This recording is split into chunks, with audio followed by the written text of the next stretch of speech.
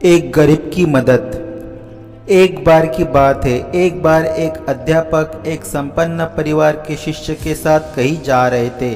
तो उस शिष्य को कुछ मजाक सूझी, क्योंकि उसको रास्ते में किसी गरीब मजदूर के जूते दिखाई दिए। उसने अध्यापक से कहा, गुरुजी, अगर हम इन जूतों को छुपा दें तो कितना मजा आएगा। देखते हैं कि मजदूर पर इसका क्या असर पड़ता है। अब उसको तो मजाक सूझ रहा था, लेकिन गुरुजी ने कहा कि नहीं, गरीब इंसान के साथ इस तरह का भद्दा मजाक करना ठीक नहीं है। उसने कहा, क्यों ना हम इन जूतों में कुछ सिक्के डाल दें और देखें कि इसका इस गरीब मजदूर पर क्या प्रभाव पड़ता है। उन्होंने ऐसा ही किया। जैसे ही मजदूर अपना काम करके लौटा और उसने एक पाँव अपने जूते में डाला तो उसको कुछ कठोर सा महसूस हुआ। उसने अंदर हाथ डाला तो उसको कुछ सिक्के दिखाई दिए। वह थोड़ा आश्चर्य में पड़ गया। आसपास किसी को देखा तो कोई भी दिखाई नहीं दिया। वापस उसने दूसरा पैर अपने जूते में डाला और वापस उसको उसमें कुछ सिक्के दिखाई दिए।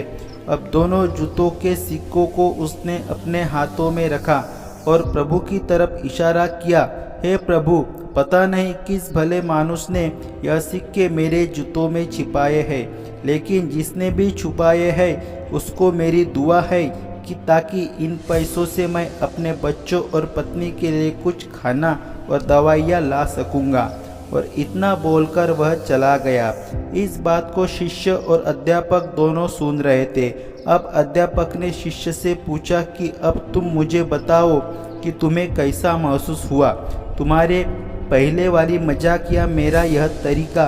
तो उसने कहा, गुरुजी, मैं आपसे क्षमा चाहता हूँ। अब मुझे समझ आ गया है कि सच्ची खुशी किस चीज़ में है। जब हम किसी की मजाक उड़ाते हैं तो हमें कुछ पल का आनंद मिलता है, लेकिन इससे हमें बद्दुआ मिलती है। लेकिन अगर हम किसी की मुश्किल परिस्थिति में मदद करते हैं और जिसकी भी हम मदद करते हैं उसको भी नहीं पता कि हमने उसकी मदद की है, लेकिन अंदर ही अंदर हमें पता है कि हमने उस इंसान की मदद की है, यही सच्ची खुशी है। जब हम दूसरों को खुशी देते हैं तो हमें सच्ची खुशी मिलती है। इसी तरह खुशियाँ बांटते रहिए, लोगों की मदद करते रहिए और दान करते रहिए।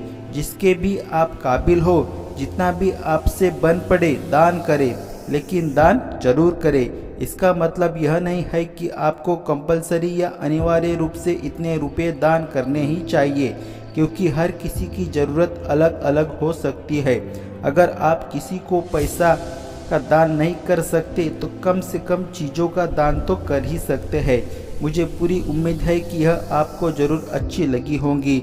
आपका कीमती समय देने के लिए शुक्रिया।